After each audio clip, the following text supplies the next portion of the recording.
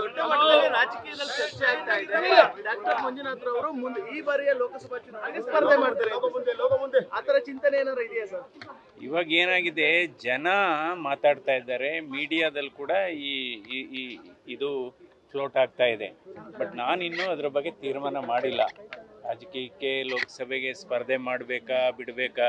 But ಜನ ಅಂತೂ ಸುಮಾರು ಕಡೆಯಿಂದ ಒತ್ತಡ ಮಾಡ್ತಾ ಇದ್ದಾರೆ.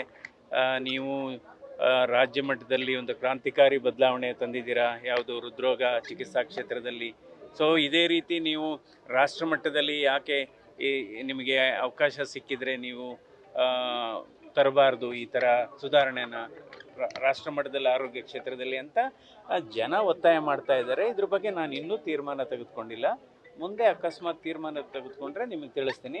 But at this point of time ನಾನು ಇನ್ನೂ ಆಲೋಚನೆಯಲ್ಲೇ ಇದ್ದೀನಿ.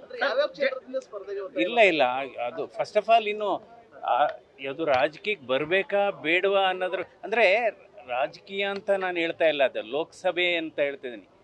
ಯಾಕೆಂದರೆ ನಾವು ಅಕಸ್ಮಾತ್ ಲೋಕಸಭೆ ಅಂದರೆ ನನ್ನ ಅರ್ಥ ರಾಜಕೀಯದ ಮೂಲಕ ಅಲ್ಲ, ಲೋಕಸಭೆಯೇ ಬೇರೆ ರಾಜಕೀಯನೇ ಬೇರೆ ನನ್ನ ಅರ್ಥದಲ್ಲಿ. ಸೊ ಹೀಗಾಗಿ ಇನ್ನೂ ಆಲೋಚನೆಯಲ್ಲಿದ್ದೇನೆ. ಸೊ ಮುಂದಿನ ದಿನಗಳಲ್ಲಿ ಇದ್ರ ಬಗ್ಗೆ ಸ್ಪಷ್ಟ ನಿಲುವನ್ನು ಹೇಳ್ತೇನೆ. ಸೊ ಈಗಂತೂ ನಾನು ಇನ್ನೂ ಆಲೋಚನೆಯಲ್ಲೇ ಇದ್ದೇನೆ. ಆರೋಗ್ಯ ಸೇವೆ ಮಾಡಿದ್ರಿ, ಜನಸೇವೆ ಮಾಡಬೇಕು ಅನ್ನೋ ಒತ್ತಡ ಇದೆ, ಒತ್ತಾಯ ಇದೆ.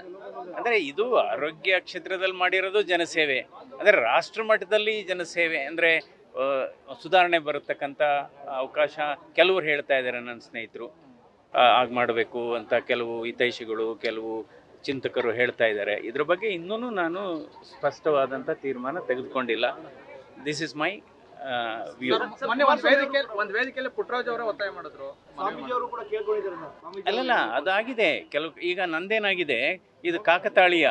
ಈಗ ಮೊನ್ನೆ ಜ್ಞಾನ ವಿಜ್ಞಾನ ಮತ್ತು ತಂತ್ರಜ್ಞಾನ ಸಮ್ಮೇಳನ ಆದಿಚುಂಚನಗಿರಿಗಾಯಿತು, ಇವತ್ತಿದಾಯ್ತು. ಈಗ ನಾಳೆ ಮೈಸೂರಿಗೆ ಹೋಗ್ತಾ ಇದ್ದೀನಿ. ಅಂದರೆ ಅಲ್ಲಿ ನಾನು ಓದ್ ಕಡೆ ಎಲ್ಲ ನೀವು ಅಲ್ಲಿ ನಿಲ್ತೀರಾ ಅನ್ನೋ ಇದಕ್ಕೆ ಹೋಗಿದೆ.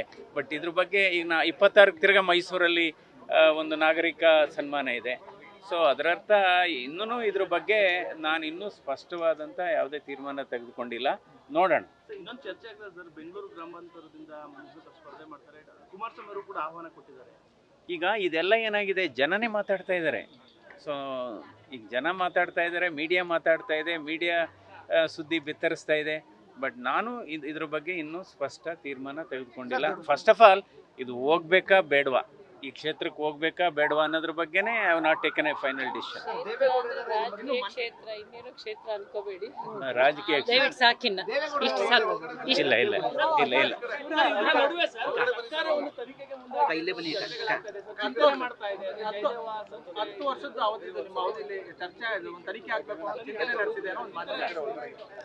ಈಗ ಇದ್ರ ಬಗ್ಗೆ ಏನಾಗಿದೆ, ಇಡೀ ಒಂದು ರಾಜ್ಯದಲ್ಲೆಲ್ಲ ರಾಷ್ಟ್ರದಲ್ಲೇ ಇದು ಒಂದು ಮಾದರಿ ಸಂಸ್ಥೆಯಾಗಿ ಅದನ್ನು ನಾವು ಅಭಿವೃದ್ಧಿಗೊಳಿಸಿದ್ದೀವಿ.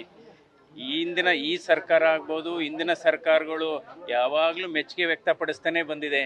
ಸೊ ಅದು ಯಾವ ಕಾರಣಕ್ಕೆ ನನಗಂತೂ ಗೊತ್ತಿಲ್ಲ. ಬಟ್ ಸಂತೋಷ, ಅದರಲ್ಲಿ ಏನಿಲ್ಲ.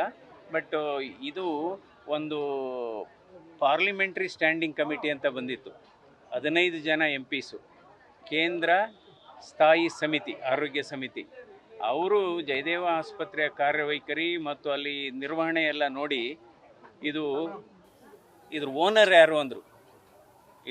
ನಾನು ಹೇಳಿದೆ ಓನರ್ ಗೌರ್ಮೆಂಟು ಅಂದರೆ ಅವರು ಇದು ಒಂದು ಸರ್ಕಾರಿ ಆಸ್ಪತ್ರೆ ಈ ಮಟ್ಟಕ್ಕೆ ನಿರ್ವಹಣೆ ಮಾಡಲಿಕ್ಕೆ ಸಾಧ್ಯವಾ?